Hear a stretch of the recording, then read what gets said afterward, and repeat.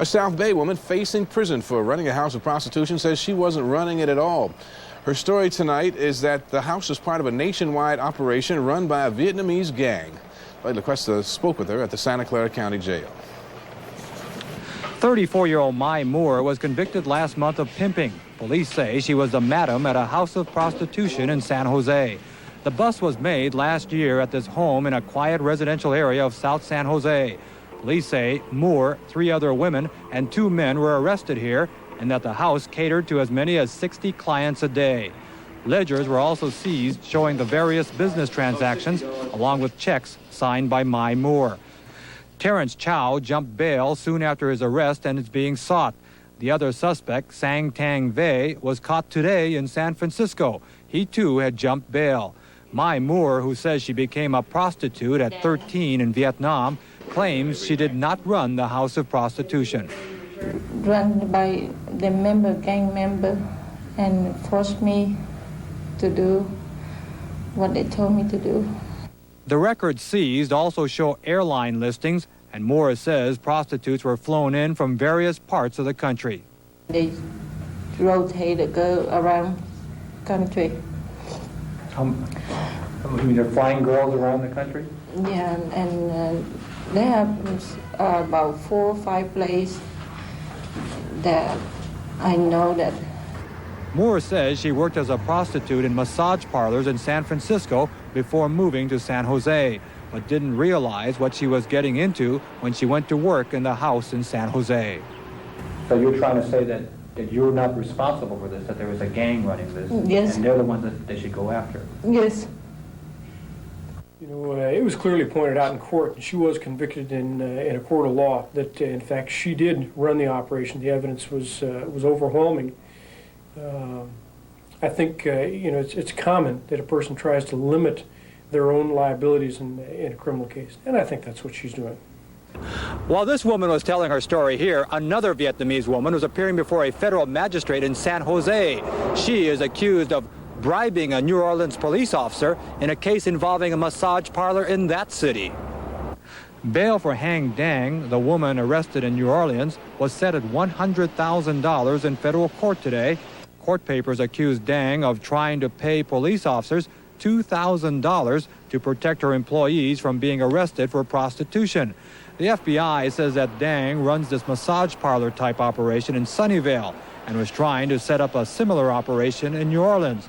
The U.S. Attorney's Office in Louisiana says it knows of no gang connection, but women were traveling between California and Louisiana to act as masseuses and prostitutes.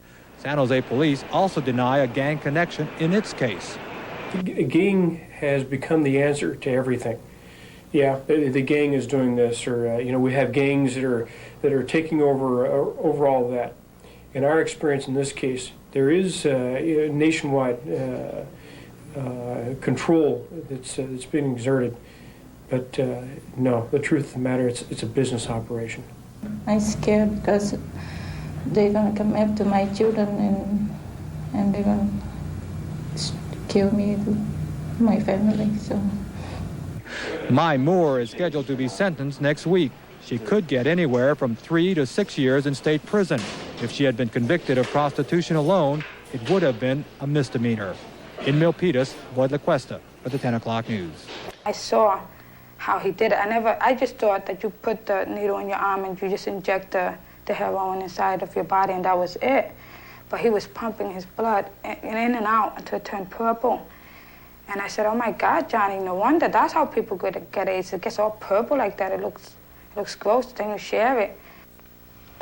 Despite her husband's sharing of needles, Maria didn't think she was in danger of getting AIDS herself.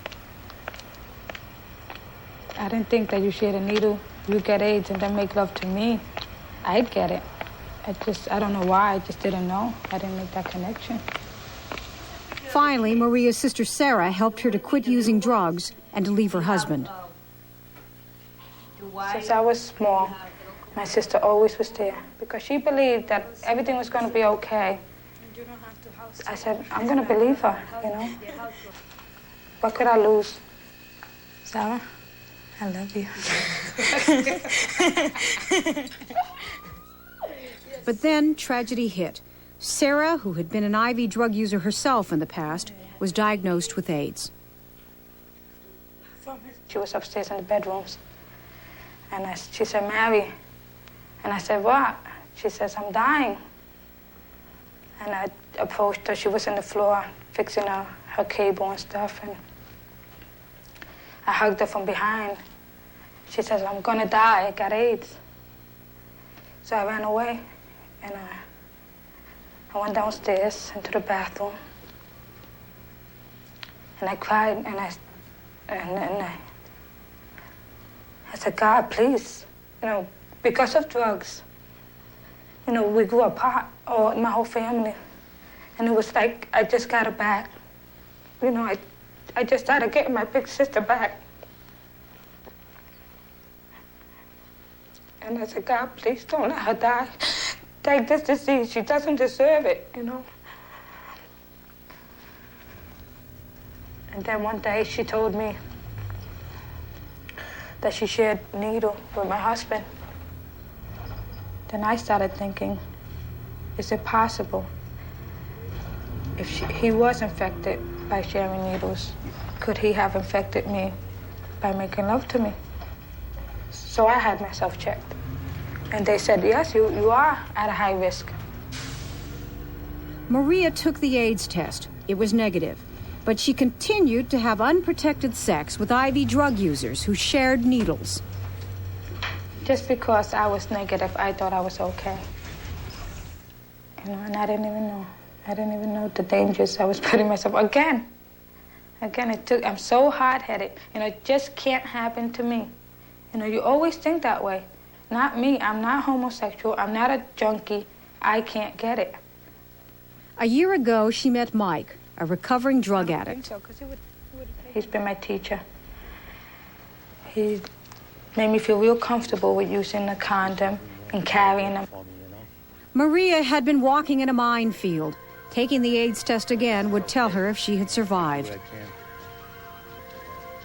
Women like Maria who have sex with IV drug users who share needles run a very high risk of infection, 1 in 10. That's after 5 years of sexual contacts without condoms. The risks faced by Bruce, Raylene, and Dan are dwarfed by comparison. Maria took the AIDS test a second time, and to be certain, a third time. Both results came out negative.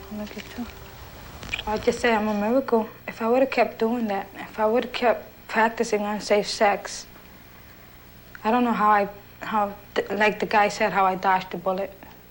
I know I could make it. I know right now I go to 2 years of school and get a degree and become a paraprofessional and work from there. And I know I could accomplish that today. I have the potential, the capability. Unbelievable.